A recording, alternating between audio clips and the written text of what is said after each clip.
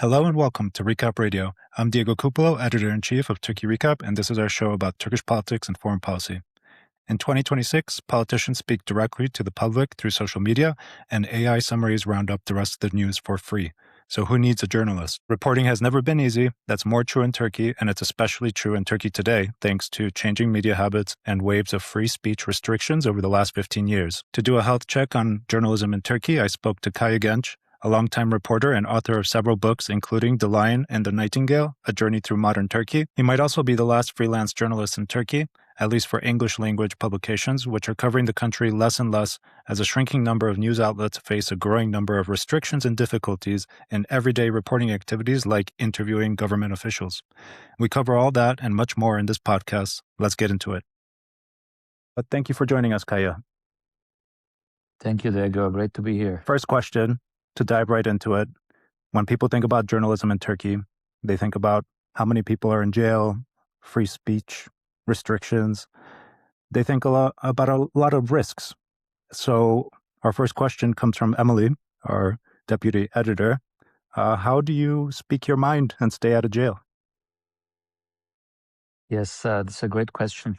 And I think this is the question that haunts us as people who cover Turkey while living in Turkey.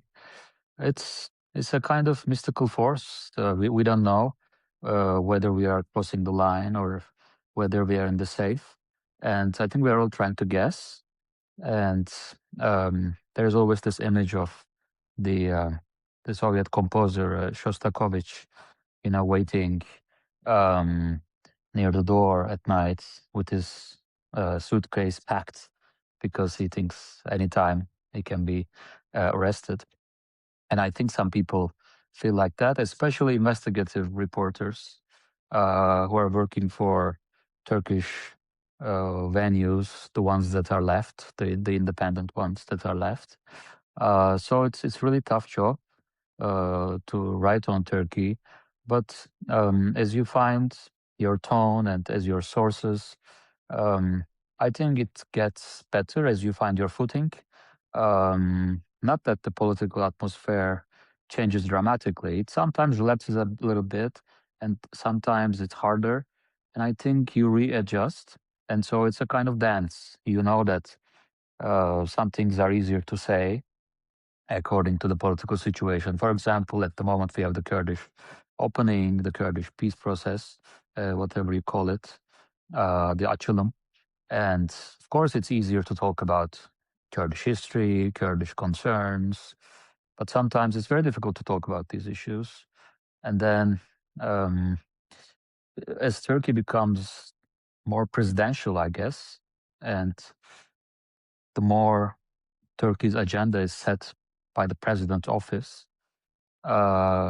everything changes and takes different form around the politics of the president. And so when president wants to relax the conversation about one issue, we have more leeway. And so it's kind of, I guess we have to watch more West Wing and shows, American shows where we see journalists covering presidents. And so we are not used to it. In Turkey, we had a parliamentary system. All the newspaper reporters were used to that. You had the MPs, you had your sources in the parliament, as you well know. But now it's more about covering the presidency. So I think we are living through that transition period. We lived through that transition period. And now we are at the other end of it. And of course, we have very little contact with the president's office because I don't know about you, but we are not invited to the president's travels and press tours. So it's like it's becoming more difficult to cover Turkish politics. So you have to take more risks to understand what's going on. You need more sources.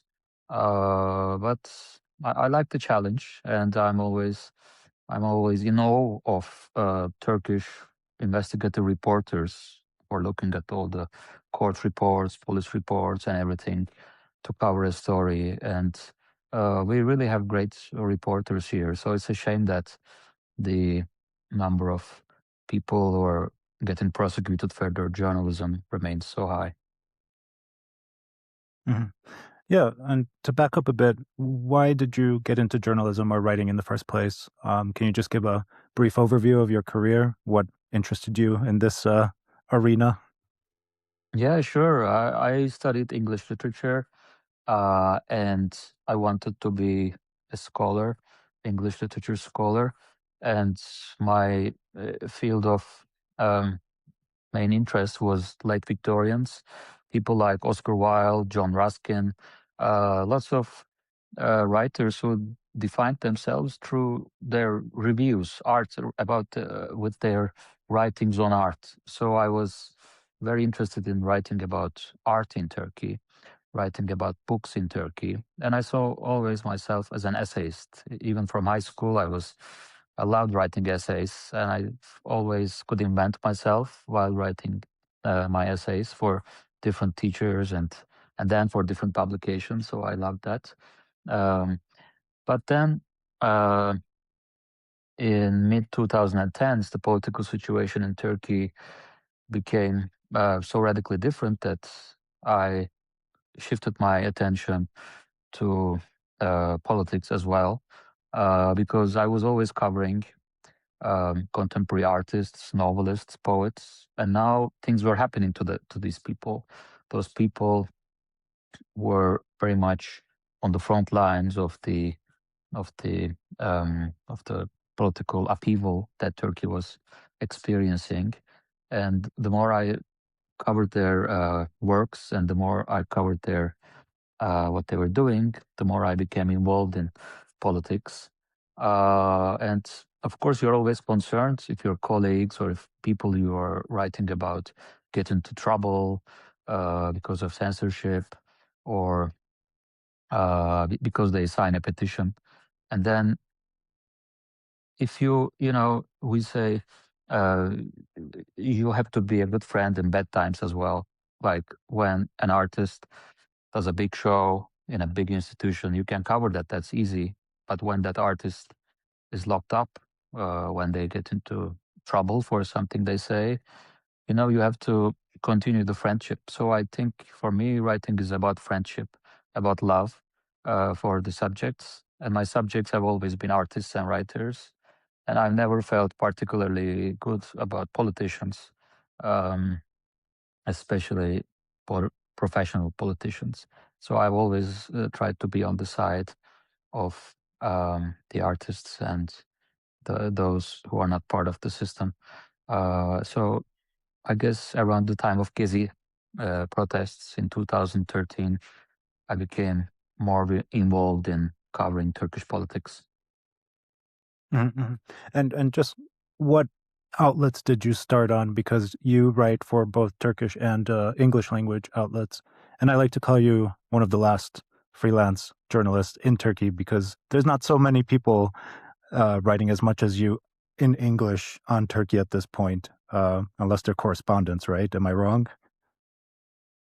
Yeah, I mean, once upon a time in Cihangir, that can be a beginning of a book or a title of a book. Um, I lived on the same street with people like Elif Batuman and Alex Christian Miller and Susie Hansen and like all these great people based in Istanbul covering the same stuff. So there was kind of a very sweet competition, friendship, and uh, kind of camaraderie. And there were lots of people covering Turkey for really respectable publications, uh, and in great length, not just daily reports, but writing in more detail, like long essays. I would see Pankaj Mishra in the Carrefour, my local Carrefour. So it would be like, yes, people are really interested in what's going on here. And so this was um, one of the charms of living in Cihangir. And yes, I've always become a freelance writer here. And I remember writing about the beginning of Gezi protests for London Review of Books, because I saw Sırrı Süreyya in there, just walking to a bulldozer and stopping the police, just saying you can't do that.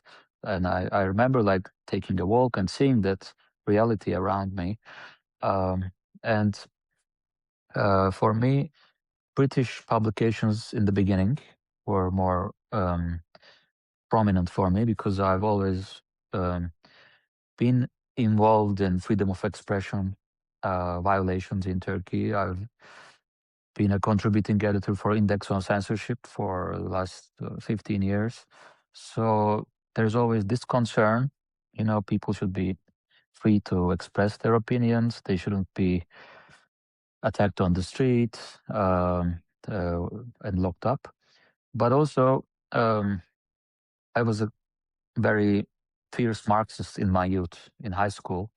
And I kind of balanced that when I became a journalist, when I started writing more about politics. I was like, I should be more balanced. I have to be more objective, and I have to have an open. I have to keep an open mind about other perspectives, and I think that added some appeal to what I was writing about, because I could talk to the people who started Gezi protests, the people who pitched the first tents, and then I could go to the headquarters of the AKP and talk to their vice president.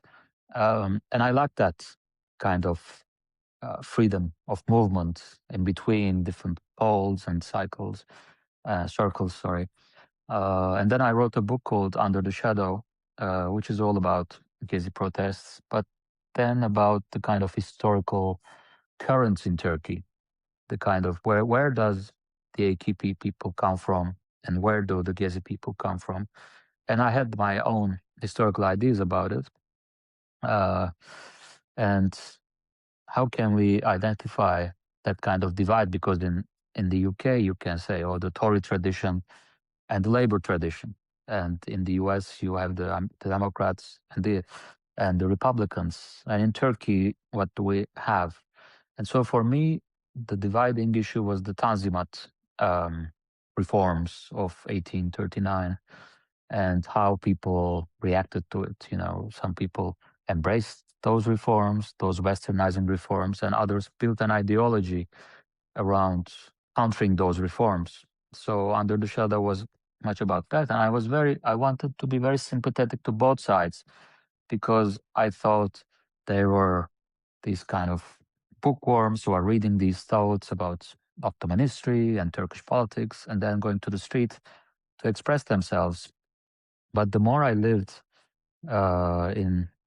among these clashes, the more I understood that these historical currents, of course, they matter, but what matters more is how politicians instrumentalize them.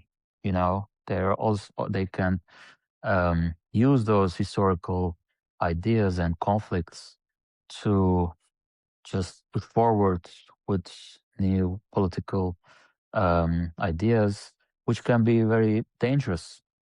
And so I kind of removed myself from the historical readings after 2015, let's say, because on the ground, people were experiencing something very different. And you couldn't explain their condition by history and by saying, oh, you are getting into trouble because you are following this philosophical and political trail in your life. That doesn't make sense. I thought that they're kind of blindsided and blindfolded by history and how politicians use history. And so I wanted to kind of shift my attention in my next book, The Lion and the Nightingale, to what people are exactly doing in their daily lives. Like how are they experiencing a day in Turkey, and not just. And I want to get to Yeah. that. I want to get to it. I definitely want to speak about it because I just read that book and I have specific questions about it.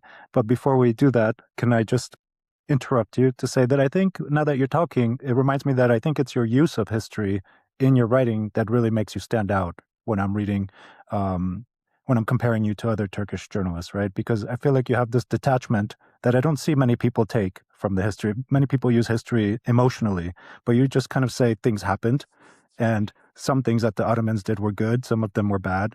You recognize the Armenian genocide, right? You write about the different political issues that many people try to avoid, but you do it as a fact, not as an emotional argument.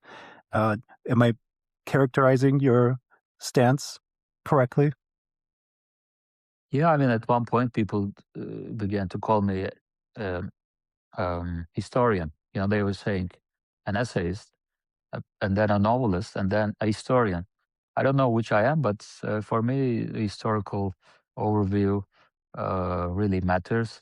And like people were experiencing similar things a century before in the city that we live in, and maybe they were also living uh, the kind of in the aftermath of some other great historical tradition. So um, the people that I feel most comfortable with are bookworms, and so I always find myself interviewing historians and political scientists who take the kind of long view about Turkey.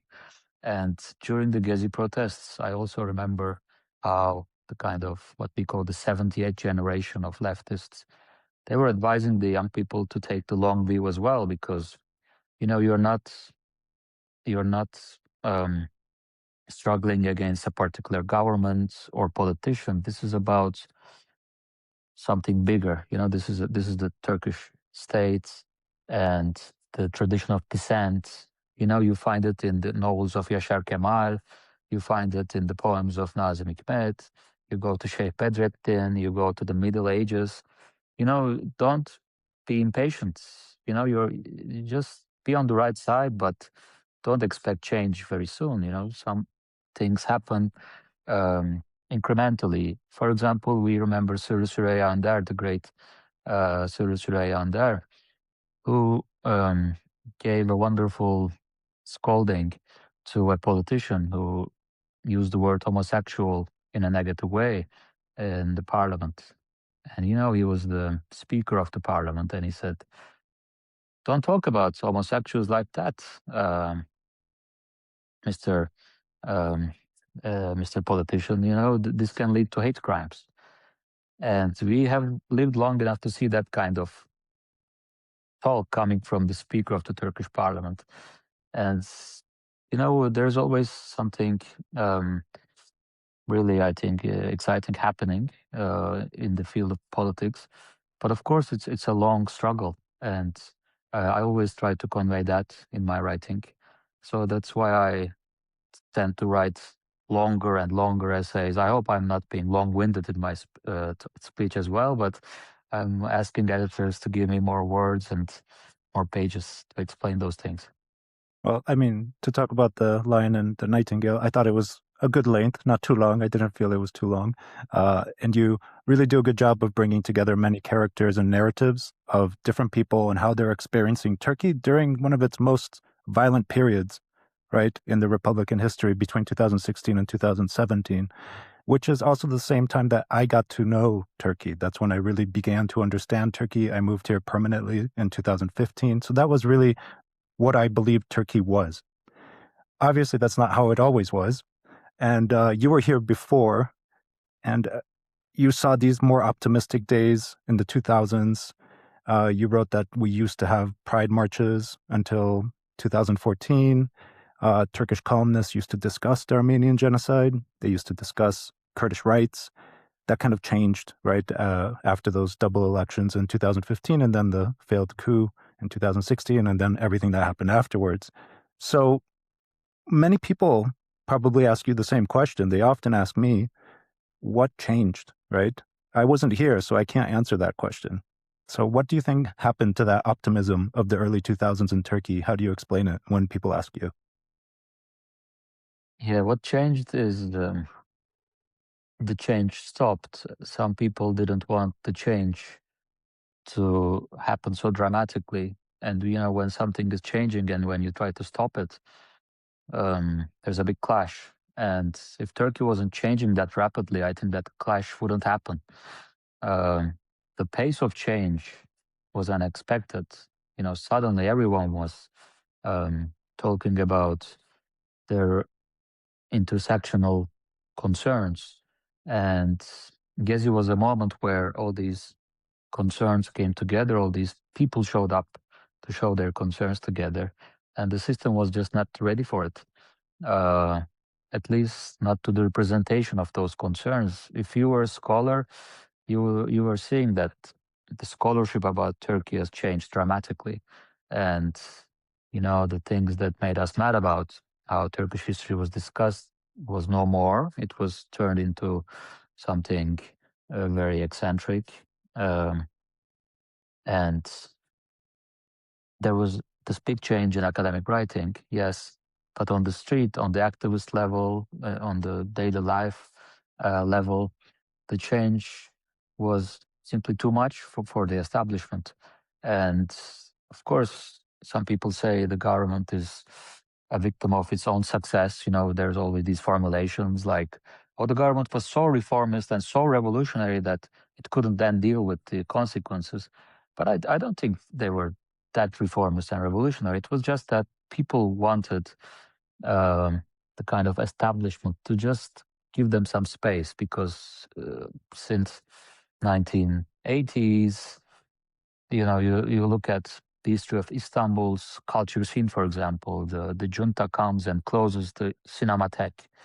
It comes and closes all these associations. It locks up all the intellectuals, and there's so much bad feeling about the establishment because of that. And then the establishment pretends to change a little bit. The kind of Özal era begins, and like, oh, now you can buy a computer, you can bring some dollars. But did it really change? And then in 2005, 6, 7, people were saying, yes, things are really changing. We can really say those things, and we can really do those things. But when that found a kind of political articulation, when it happened in the kind of stage of activism and politics, the establishment said, no, it really didn't change. It maybe changed for individuals. Maybe you have in your individual freedoms, but just don't come together and say, we want an organized society like in the 70s, like in the Ecevit years, for example, and we can form unions and we can look after our rights, and these are the things that matter. We want something more than liberalism, economic liberalism. We want something more than individual freedoms. We want social movements and collectivism. And then the establishment said, no, we cannot allow that.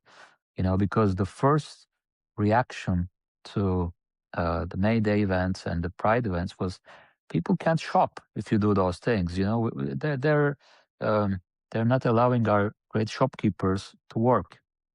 So that was the excuse. It's like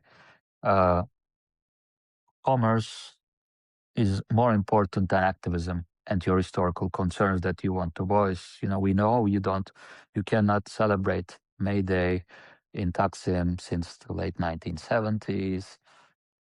Why don't you do it just once and just pretend that now that's also done, a tick, and then move on to your individual freedoms? But people didn't want to move on. People said, no, we missed the 70s. We missed those times when we could talk about collectivism, and we want to talk about Turkey in those terms, and that wasn't allowed. And you could say the same about the LGBT days, where they have the protests and all of central Istanbul is blocked by police fences, and the metro stops don't even stop at the Taksim Square, right? So Yes, I don't know what the yes. argument for commerce is in that one, but we'll leave that question to the people who decided. To continue on your book, you talked to a lot of people that left Turkey and took up their professions elsewhere because they couldn't stay here. A lot of people in the cultural and arts scene from the 2000s and early 2010s. So you stayed, and you write, I think, in the introduction or preface that you chose to stay and that writing became your excuse for this decision. and it soon turned into a moral responsibility. So, considering you're still here, how do you see your role in Turkey today, and what do you believe generally the responsibility of intellectuals, which I would say you are in this group, right?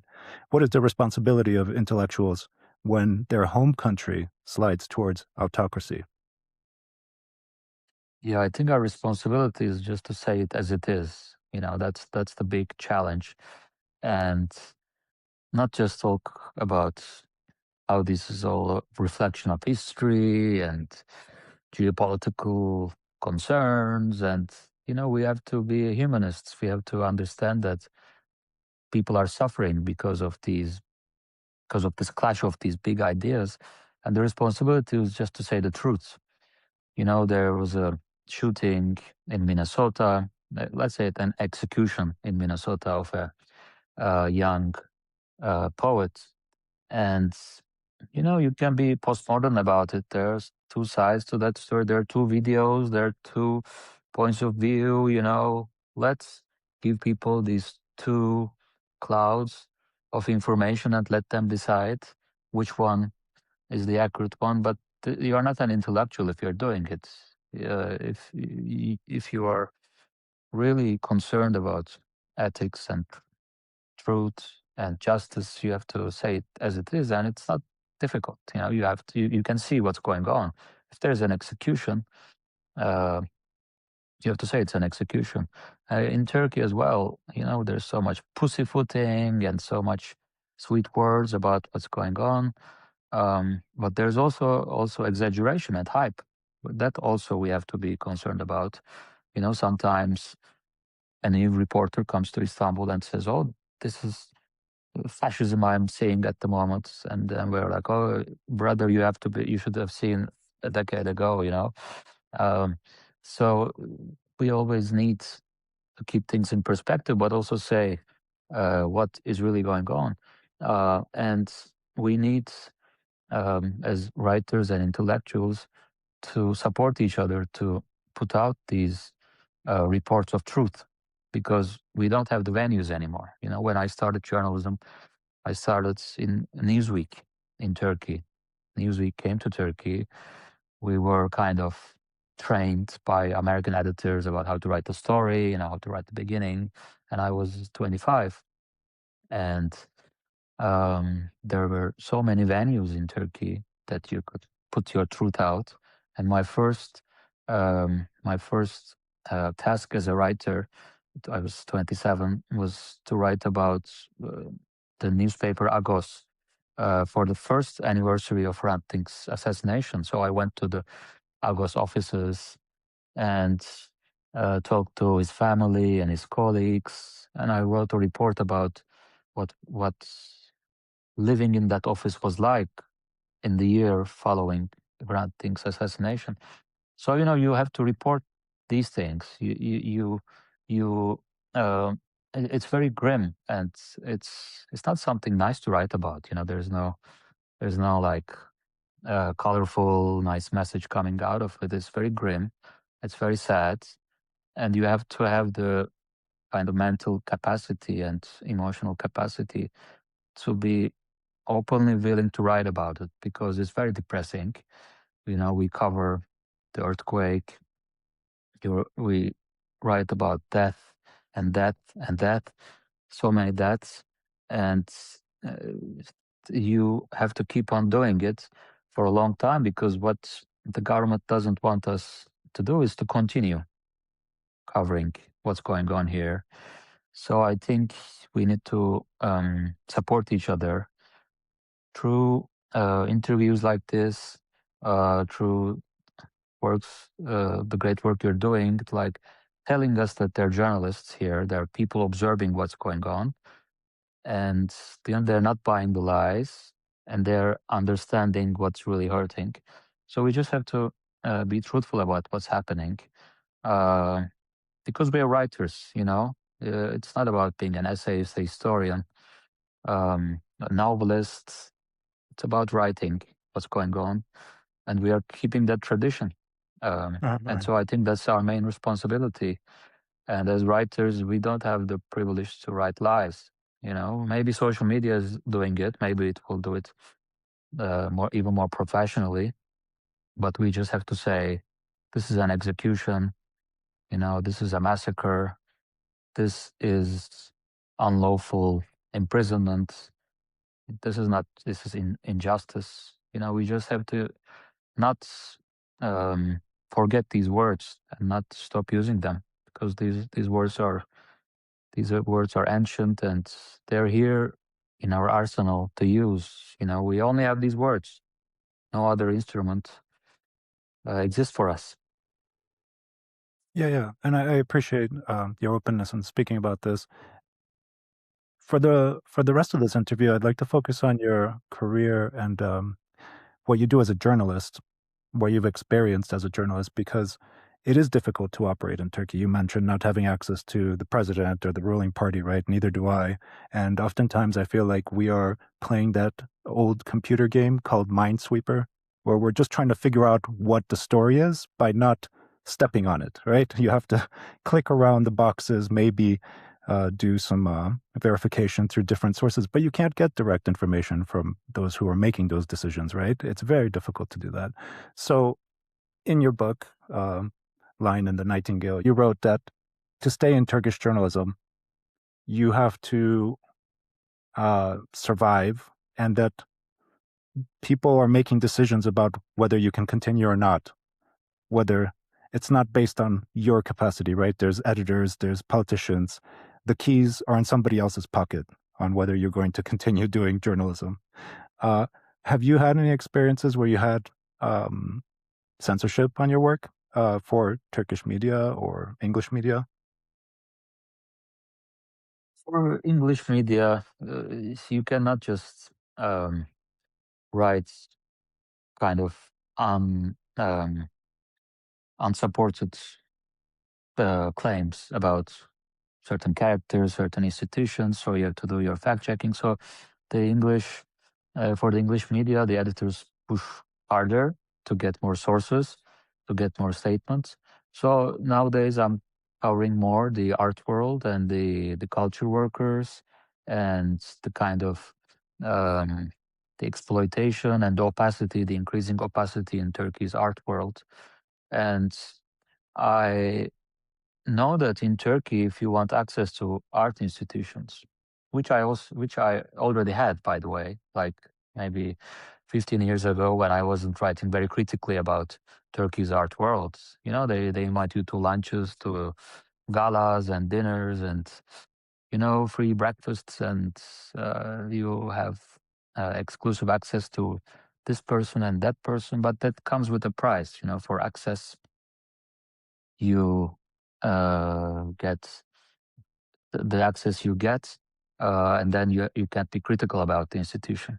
So that comes with a price. And so, among the people who cover Turkey's art world, it's very difficult to write critically about these institutions, and that's what I'm trying to do. And I cannot find a venue to write about these institutions in Turkey, because the kind of Turkish newspapers, magazines that are kind of uh, respected, but not very critical, not very left field. They're like, we want to have good relations with these institutions, with these cultural institutions. We don't want to report on their misdeeds. So I had to write about the Istanbul Biennial, for example, for a British publication, Art Review, and with another colleague in the art newspaper, also in London, we exposed what happened in the selection process of Istanbul Biennial um, some 3 years ago. Defne Ayas, this great curator, was picked, but she wasn't given the job because of her politics. And for me, the most depressing side wasn't that she wasn't given the job, but no one in Turkey could write about it.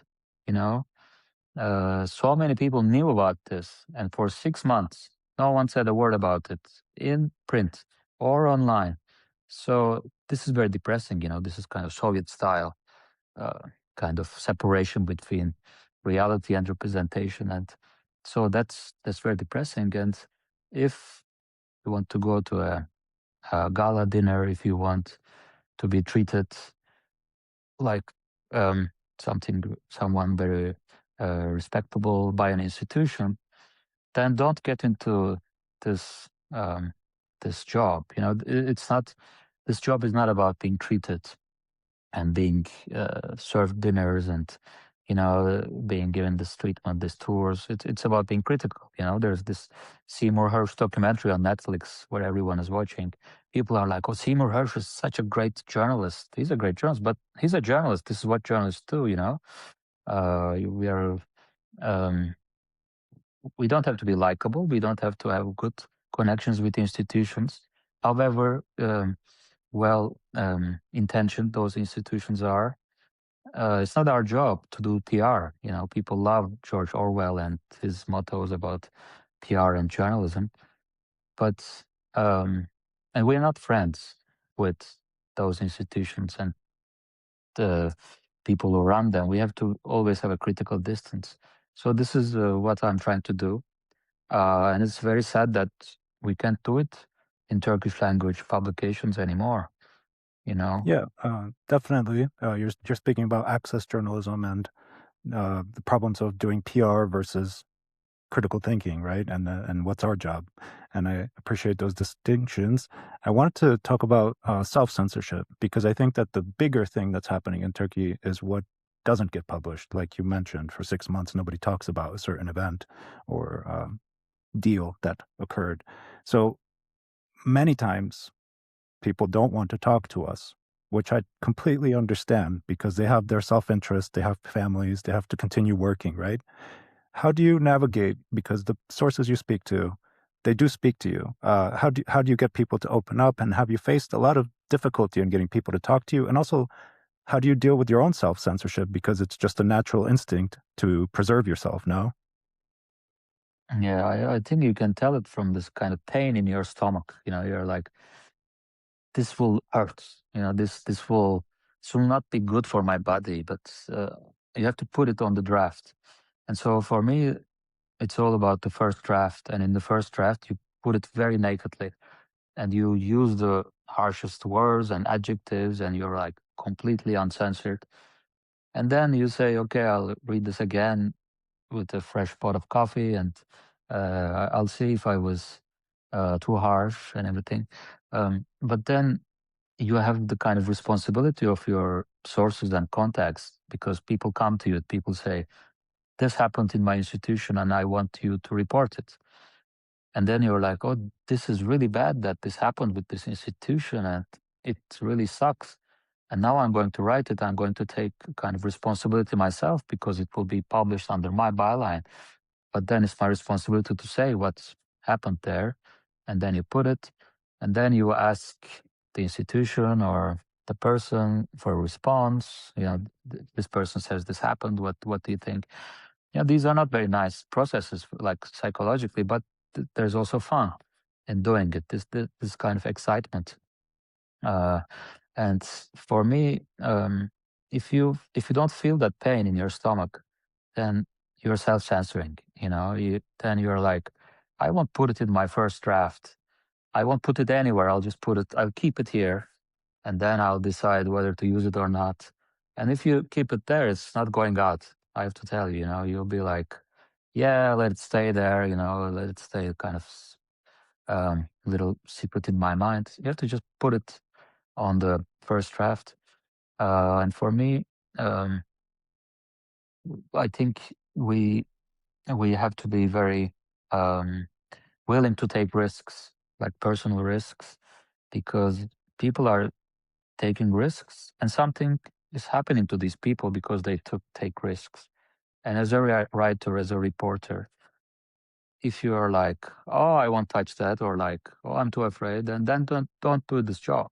You know, uh, do something else. But you have to put your name, you have to put your perspective, um, and publish the story, and then you get more respect, and then people will be more open to speak to you. And there are so many great reporters in Turkey who are doing that, or kind of breaking these stories every day. and taking big risks, and for very little financial reward.